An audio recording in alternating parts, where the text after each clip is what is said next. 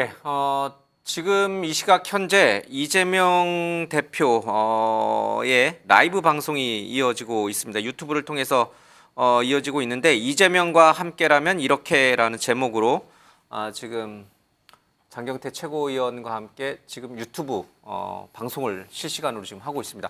무슨 얘기를 하는지 좀 들어보고 싶은데 소리는 지금 좀 안 들리는 것 같아요. 어쨌든 검찰의 영장 청구가 임박했다는 소식이 전해진 날 이재명 대표는 보시는 것처럼 이 시각 현재 유튜브를 통해서 이제 본인의 입장들을 아마 쭉 밝히시고 있는 것 같습니다.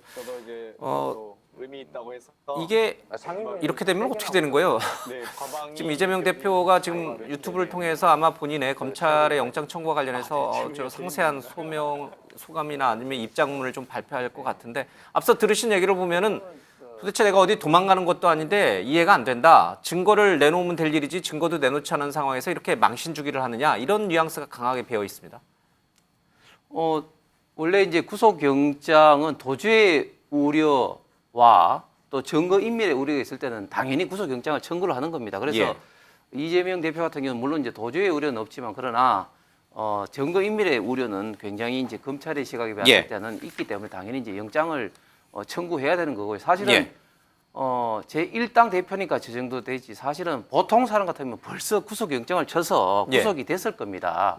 그리고 사실 뭐 쪼개기다 가는데 이거는 쪼개기가 아니라 제가 볼 때는 어느 정도 합치냐의 어떤 문제입니다. 무슨 말인가 하면 지금 이재명 대표 관련된 그 혐의 사항이 굉장히 많지 않습니까? 뭐 대장동부터 해서 위례, 백현동, 최근 또 정자동까지 그리고 뭐 성남 FC라든지 또 대북 송금 등등등등 그런 게 있는데 그런 많은 어떤 수사 사항들이 또 수사하는 검찰청이 다 달라요. 뭐 그 서울중앙지검을 비롯해서 수원지검 또 성남지청 이렇게 있으니까 이거는 당연히 검찰청도 다르고 또 지금 수사 진행 속도도 다르고 이러기 때문에 사실은 이제 각각 개별 사건으로 갈 수밖에 없는데 그래서 너무 개별 사건으로 가기에는 좀 그러니까 어느 정도 이제 합치느냐 예를 들면 이제 대장동 유래와 이제 성남 FC를 지금 이제 합칠 것 같은데 뭐 이런 식으로 이제 합쳐서 어느 정도 이제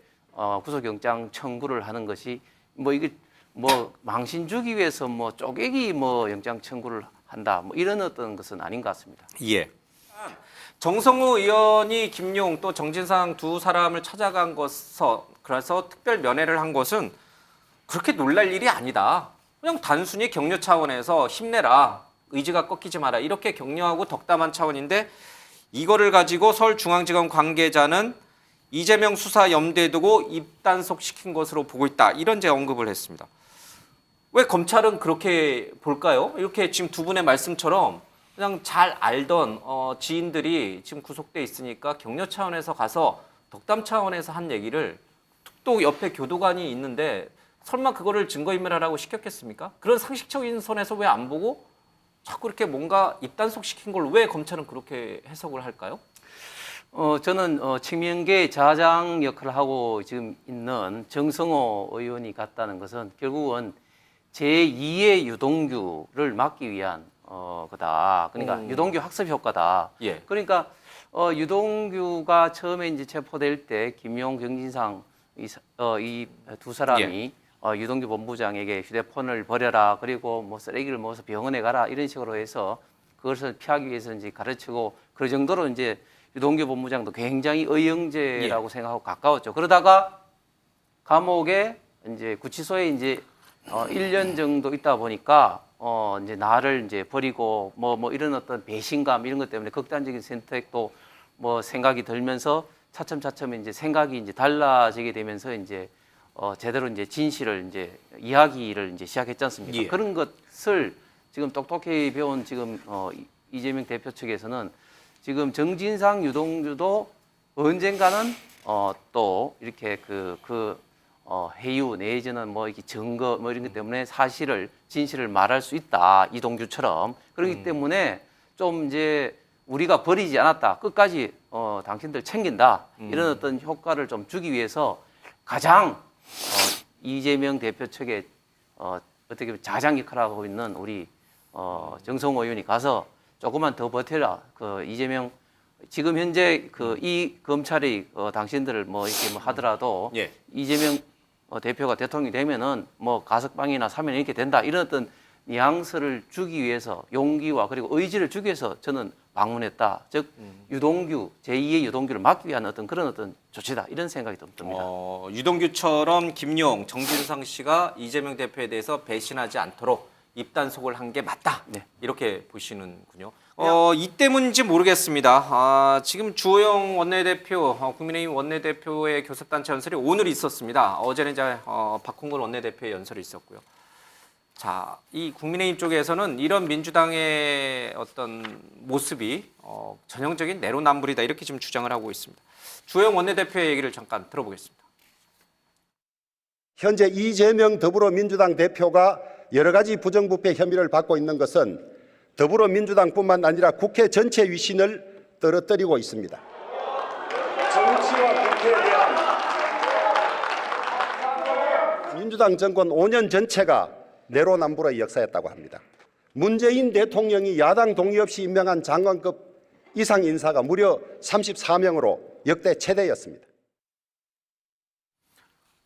옹 의원님, 예. 지금 이렇게 민주당은 이재명 대표도 불체포 특권 폐지를 공약으로 내세웠던 분인데 네. 사실은 불체포 특권 뒤에 숨는 게 아니냐. 민주당 의원들도 매번 국회의원에 특권을 내려놓자 이렇게 주장했지만 또 그 뒤에 특권 뒤에 숨는 거 아니냐. 아마 주호영 원내대표는 그 부분을 좀 지적한 것 같아요.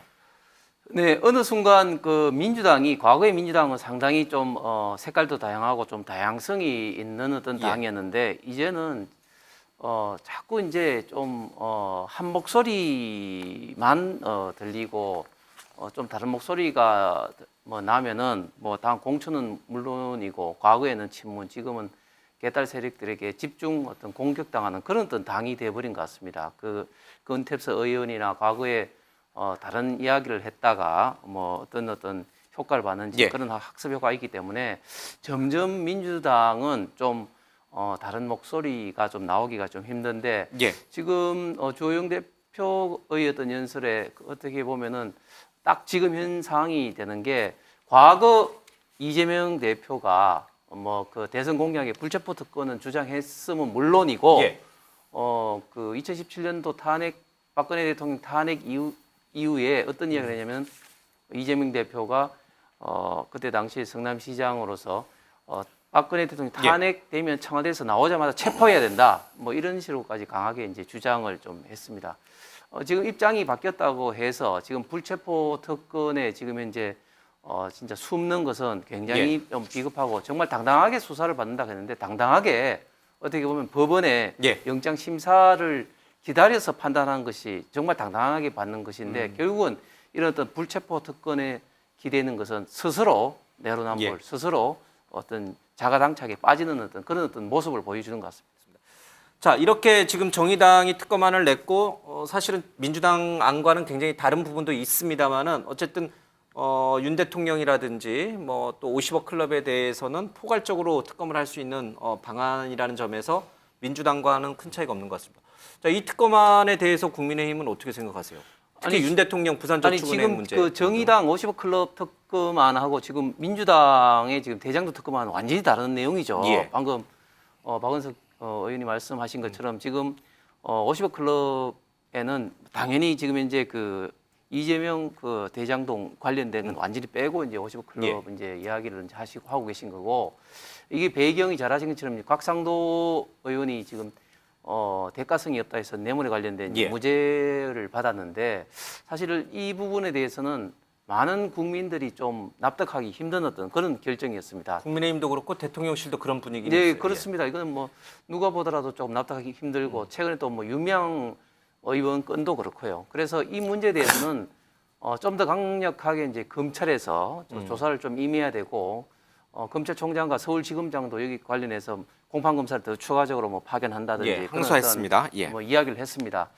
이 문제에 대해서 특검으로 갈 거냐, 좀 더 이제 그 검찰 보강으로 갈 거냐 이런 어떤 문제에 대해서는 저희 지금 당에서는 좀 뭐 확실하게 결정된 바는 없습니다만 어쨌든 이 문제가 이제 국민의 어떤 그 많은 분노를 일으키고 있는 상황인 만큼 이 문제에 대해서는 좀 더 효과적인 검찰의 좀 수사는 필요할 것 같습니다. 검찰 수사가 미진하다고 판단이 되면은 정의당이 내놓은 이른바 50억 클럽에 대한 특검안은 국민의힘도 수용 가능한 건가요? 일단 이제 그거는 이제 좀 다음 사항으로 한번 좀 바라봐야 되겠죠. 그러나 네. 민주당이 특검안으로 내놓은 이재명 대표 수사 관련된 특검은 절대 안 된다. 그거는 이재명 어떤 특검이 아니라 이재명 방탄용이죠. 알겠습니다. 그렇게 조금 상황이 조금 달라질 수 있는 그 여지는 좀 남겨놓은 것 같습니다. 자, 예, 이 사건은 2009년도에서 2012년도까지 지금 도치모터스 소위 말하는 주가 조작 사건이 이제 사실은 그 전에 일단락이 됐죠. 그래서 뭐 수사 기간이 짧았다는 이런 어떤 말은 맞지 않고 그러다가 이제 2020년 그 다시 이제 재고발이 되면서 이제 수사가 되는데 중요한 것은 그 권오수 회장을 비롯해서 9명이 검찰이 기소를 할 때 아예 김건희 여사는 거기서도 아예 빠졌다는 사실입니다. 이 전주의 대상에서도 이제 빠졌다는 것이죠. 예. 그러면서 지금 현재 이제 이렇게 판결이 나면서 이제 1단계 포괄 일제도 사실은 굉장히 좀 무리한 어떤 그 법리였고 그래서 1단계 부분 완전히 지금 현재 이제 면소 판결이 되면서 김건희 여사를 그 소위 말해서 그 이제 주가 관리를 한 사람도 무죄가 나는 그런 어떤 상황이기 때문에 저는 이런 어떤 부분에 대해서 특검을 한다는 것은 저는 좀 상식적으로는 좀 납득하기 좀 어려운 주장인 것 같습니다. 알겠습니다. 홍 의원님은 마음의 지지 후보를 정하셨겠지만 어떻게 보셨습니까? 네 후보의 연설. 예, 네 후보 다 뭐 나름대로 어떤 특장점이 있는 것 같고 예. 특히 이제 제주에서 이제 두 번째 이제 합동 연세를 가지면서 점점 이제 분위기는 이제 본격적인 이제 4강전이 되는 것 같습니다. 그리고 지금 최고위원도 지금 8강전이 돼 있기 때문에 좀 더 이제 진행을 봐야 되겠습니다만 어쨌든 좀 저희 이제 정당이 약간의 좀 갈등은 노정되었습니다만 이번 전당대회에서 좀 더 다양한 어떤 목소리 그리고 또 대한민국을 위해서 조금 더 또 윤석열 정부 성공을 위해서 발전하는 여러 가지 어떤 대안들이 이번 기회를 통해서 많이 좀 제시됐으면 좀 좋겠습니다. 윤석열 대통령 탄핵 공방은 이제 좀 가라앉은 거예요? 완전히 가라앉죠. 뭐 이제 더 이상 김기현, 안철수 두 후보가 안 싸우는 건가요? 그거 가지고? 관련해서 뭐 김기현 후보도 그 발언이 뭐 윤석열 대통령을 뭐 탄핵 그런 어떤 이야기가 아니었다고 본인 스스로가 좀 해명을 했으니까 더 이상 뭐 언급될 건은 뭐 아닌 것 같습니다. 예, 알겠습니다. 안철수 리스크는 어떻게 됩니까? 아니, 안철수 리스크 아니라 이준석 리스크.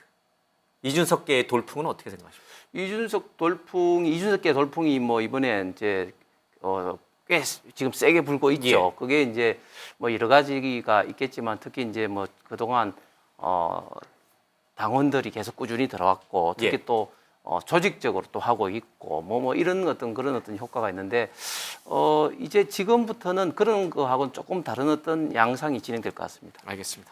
홍 의원님은 전당대회가 굉장히 아주 흥행을 하면서도 평화롭게 진행된다 그렇게 보셨는데 또 그렇지 않은 면도 분명히 있습니다.